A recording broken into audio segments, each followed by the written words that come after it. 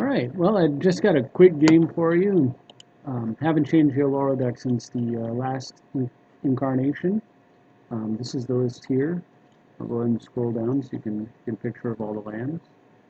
Once I get the list down to where it feels pretty locked down, I'll repost the deck list like I done a few videos ago, so it'll be in downloadable format.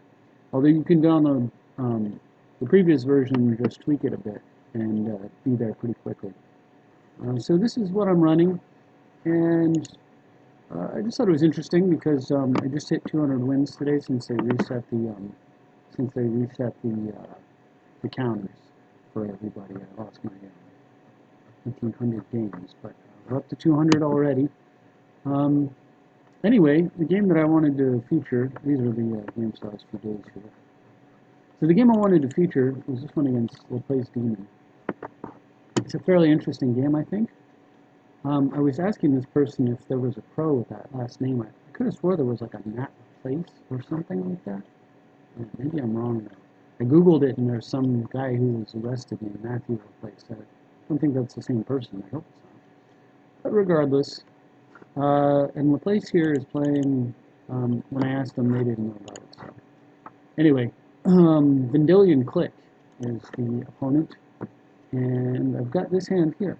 So we'll find out how we can do going second. Now, first off, my opponent leads off with Talaria West. So this could indicate to me that they're going to stumble on mana, and if so, that strip mine is really valuable. I'm actually considering stripping right here, and that was the plan. But I drew Spell Pierce, so I figure a first turn West, because it comes into play tap, prevents Soul Ring. So if the opponent has Soul Ring, I want to pierce that. So I'd rather not strip mine here and then have him play a land and draw, and play a Soul Ring. So I decided to lead off with blue land source, and this way I have Spell Pierce mana up, and I can catch Soul Ring if it's going to come down, or if my opponent tries to do any other type of development, for example, some sort of artifact mana, I could pierce that and then follow it up with a strip mine preordained turn, which would be a really good tempo. There's only one card that will give me problems if I go this route, and there's nothing I can do about it. My opponent's got it, and it's Mana Crypt. So he gets to slam Clique. He just plays it right away and takes my Spell Pierce. So I no longer have that tool in my hand, but I do get a Talisman of Dominance, so that's actually nice because it allows me to catch up to the Mana Crypt, or almost catch up to the Mana Crypt. One more mana source to go.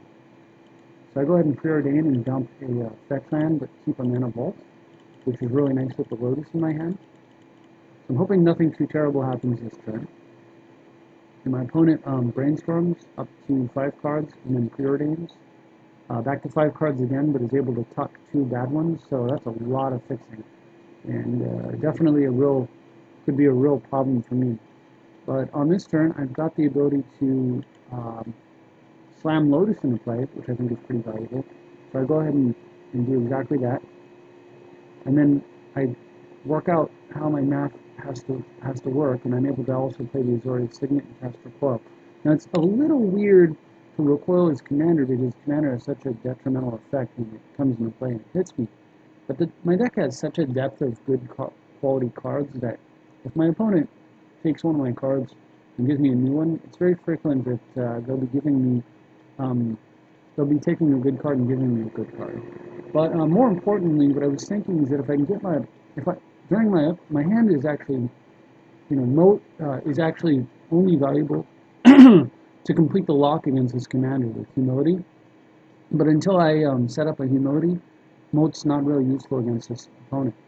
So if I can get him to play it during my upkeep by strip mining my opponent during my upkeep, and then having him cast the Clique in response using the land that I strip mine, then my opponent will have nothing to tuck on my side, and I'll get to keep my draw phase.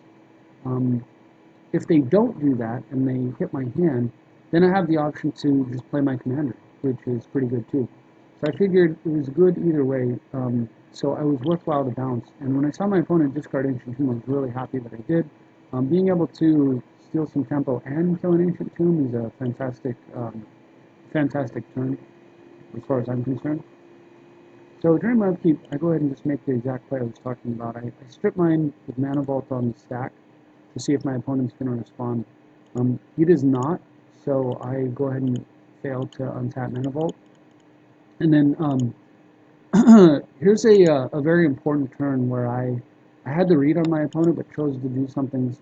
I chose to walk and do this anyway. So my opponent clicks during my draw step, sees Necropotence and leaves it. Now my opponent has 1 blue mana on tap, and they just left me with Necropotence. So in my head I was saying, okay, this person has a null, right?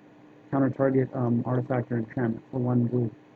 Because there's no way that my opponent's going to leave a Necropotence unless they have the ability to counter it. But I glanced down at my mana and I said, well, wait a minute. You know, I don't want to totally psych myself out. I should go for it while I can. I mean, it's not like not playing Necro is ever going to, like they're always going to leave 1 blue up if they have that card. On the other hand, I was also thinking for some reason that I had enough mana to cast Necro and my commander. I was thinking I had 6 when I played a land. The land, Signet, Talisman, and other 2 lands in play was going to actually allow me to play both threats. So I figured even if they countered Necro, I was good to go, and then realized after the fact that I made a miscalculation. Turns out my opponent doesn't have a null though. He's got Swan Song, a card I hadn't considered, but it's a lot less painful for me because, you know, it gives me a blocker right here. I'm not really sure about playing Swan Song in a deck with Clique in it because the whole point is to attack, but that's neither here nor there. So anyway, so I felt like I wasn't in too bad a shape here, because I mean, next recast of Clique is going to be 5 mana, and leaves openings for me to make other plays potentially. But then my opponent plays Vendillion Shackles, and I figured, okay, he's going to steal the Shackles and swing, which will give me an opening to drop my commander. But this player is actually playing, you know, well here, and did not do that. So I cannot.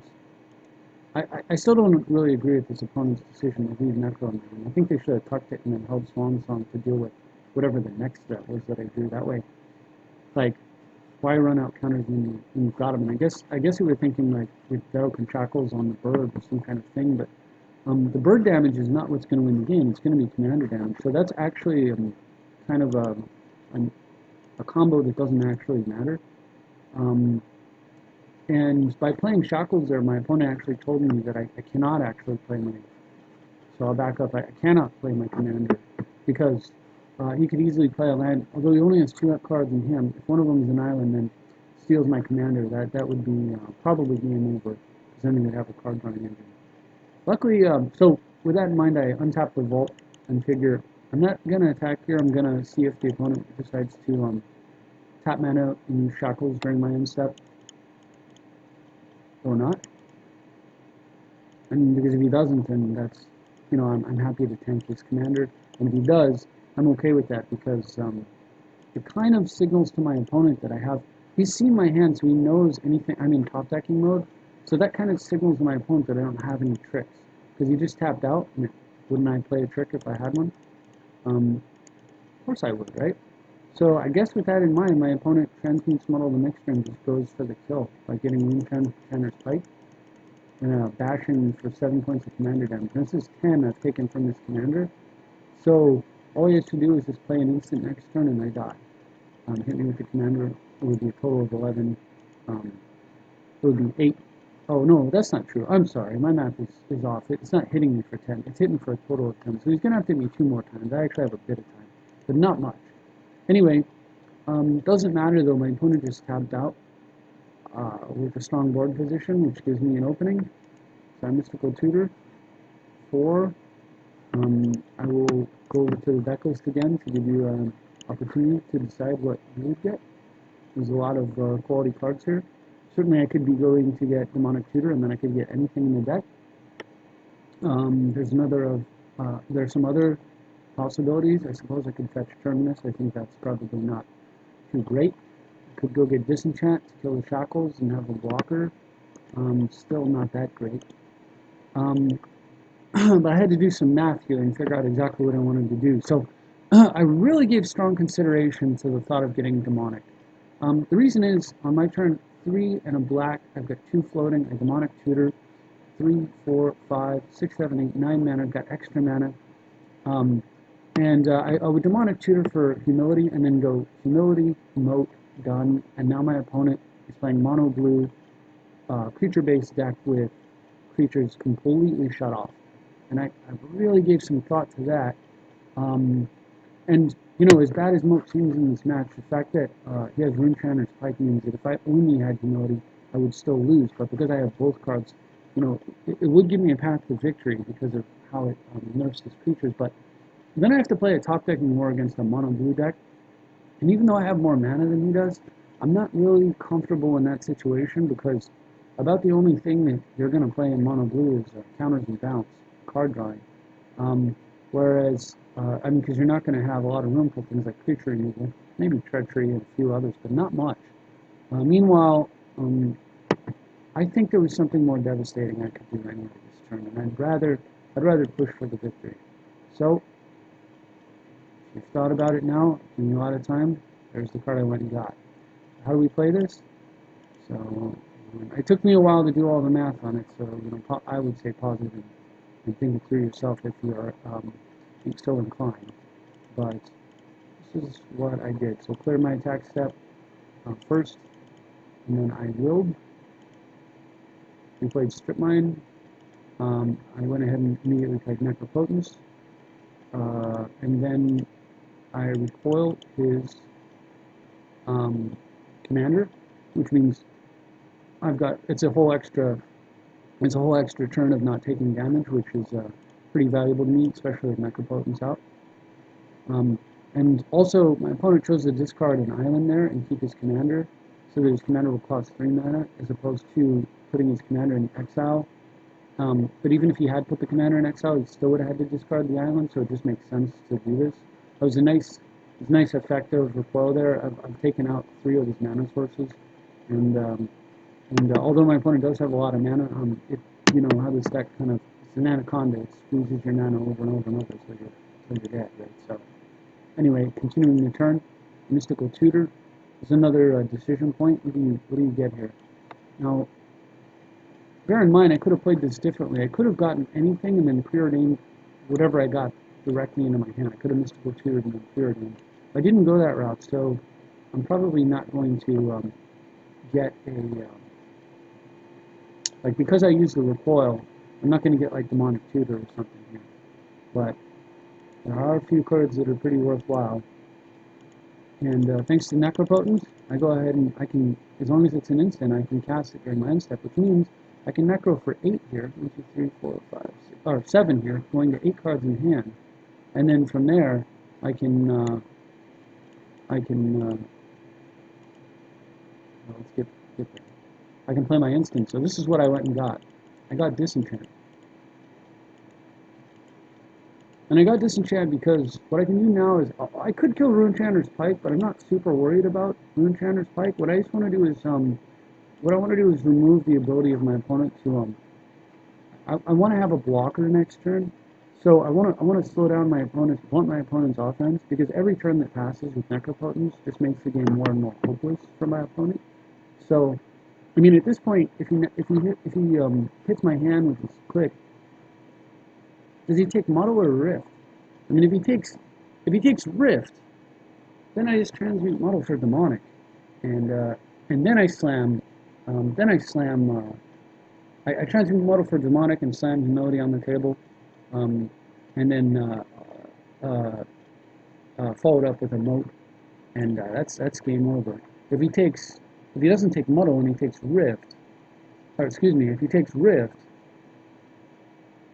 backing it up. If he takes Muddle and not Rift, then of course I'm just going to Rift for a lot of tempo, and that's like 2 extra turns of Necropotencing.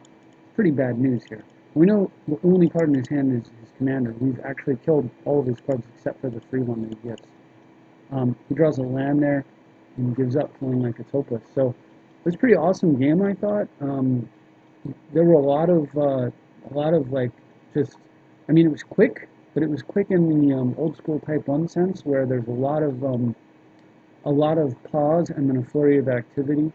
in which people are making decisions that will decide the course of the game. I do think that when he did not tuck Necro, um, playing it probably was a mistake there. I could have tried to wait it out and find protection for it, but as it turns out, had I uh, had I played my commander, he actually had, as we know, Vedokin Shackles and a fourth land. So I would have actually walked into a trap. It was much worse than having Necropotence countered.